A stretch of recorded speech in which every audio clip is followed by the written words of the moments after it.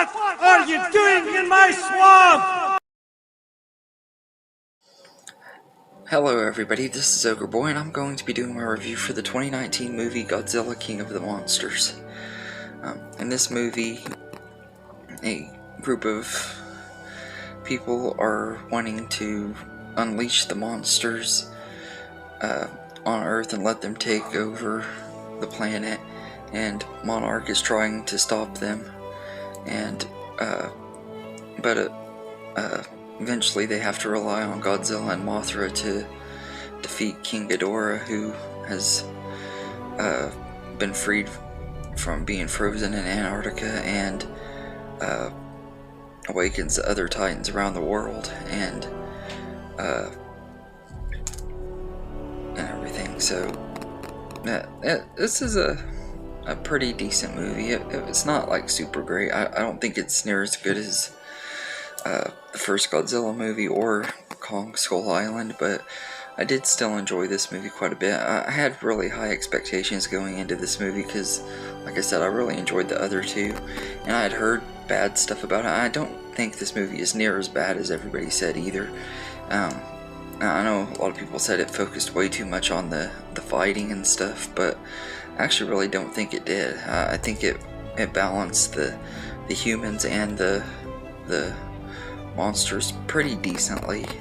The only thing I will say though is there are way too many human characters in this movie. Most of them are really underdeveloped or don't really add anything to the story. It was cool getting to see some of them come back. Ken Watanabe, I probably butchered his last name, I'm sorry. He's back in here, and Sally Hawkins is back, and David Strathairn has a small role in here, so it's cool getting to see them back in here. And but the main characters that are really that interesting or have any development are the Russell family. The dad, played by Kyle Chandler, has kind of become a deadbeat after their son died, and at the end of the first Godzilla movie he was one of the kids killed. He was killed in the destruction of the city at the end of the first Godzilla movie, and he kind of becomes a deadbeat dad and leaves his family and stuff, and he ends up joining Monarch to help them try to find his family. And he has a really big hatred for Godzilla at first and everything, and as the movie progresses he comes to care about Godzilla and want to help him and stuff. But he has really good character development, and his wife Emma, played by Vera Farmiga, who was actually in this movie way more than I expected. I actually expected her to die like 30-40 minutes into the movie, because the way this franchise does and the way they advertise like these big name actors being in these movies and then killing them off really early in the movie or halfway through the movie. I expected her not to live through it, and she doesn't live all the way, or she doesn't live all the way in this movie, but she does die closer to the end of the movie than I was expecting. And she's an okay character. She's likable and stuff at first, and then you find out she's kind of a traitor and working with these bad people that want to destroy the world and stuff, and everything. But she gets a redemption arc too, and I love that when characters get redemption arcs.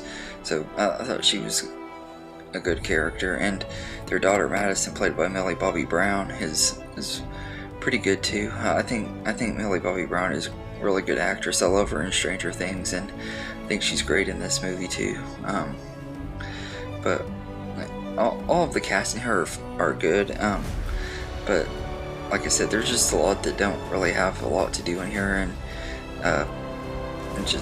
just felt like they were kind of wasted. As far as the monsters go, I really loved Godzilla. I thought he was great in here, and King Ghidorah was awesome. It was awesome seeing him, and him and Godzilla fighting and stuff was awesome. Yeah, but I felt like Rodan and Mothra were both really underused, which Mothra is more understandable because at the beginning of the movie Mothra is just larva, and everything, and has to become Mothra. So it makes sense why he or she, I can't remember if Mothra is a boy or a girl, but isn't in the movie a lot. But Rodan and stuff it felt like they were just kind of throwing him in there to have an extra monster in the big fight at the end of the movie.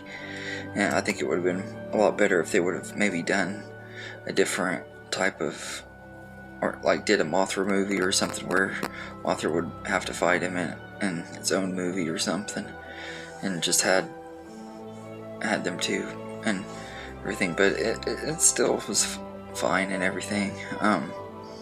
Michael Dougherty, who directed Trick or Treat and Krampus, directed this movie. I think he did a really good job. I think this is my least favorite movie he's directed, but I think he did do a really good job with this movie, and it is a really good sequel. Like I said, I think I had my expectations a little too high on here, but it was awesome getting to see Mothra and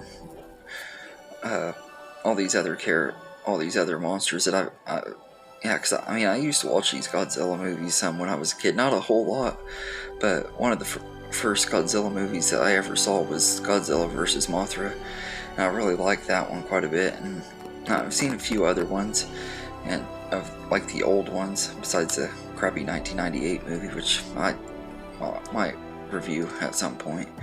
But I like this movie quite a bit, and like I said, it was cool getting to see them. Bear McCreary does the score for this movie, and I think it was really awesome. It felt epic and stuff. He brought themes from previous Godzilla and Mothra and other movies. Like you kind of could hear the theme from Mothra's original theme and Godzilla's theme and stuff. So I thought that was really cool.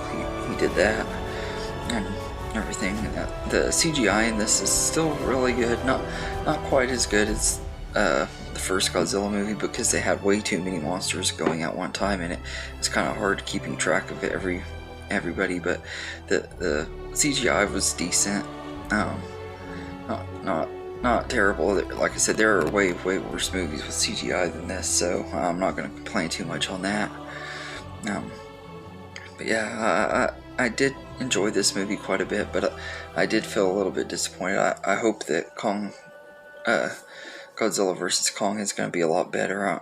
I'm more hyped up for that than anything, though, so hopefully that one doesn't disappoint.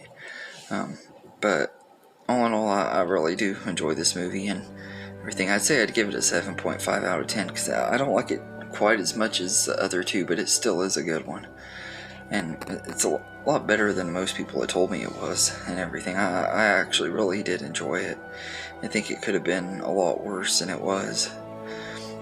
But anyway, let me know in the comments what you think of Godzilla King of the Monsters, and I hope you enjoyed this video, and have a good day, everybody.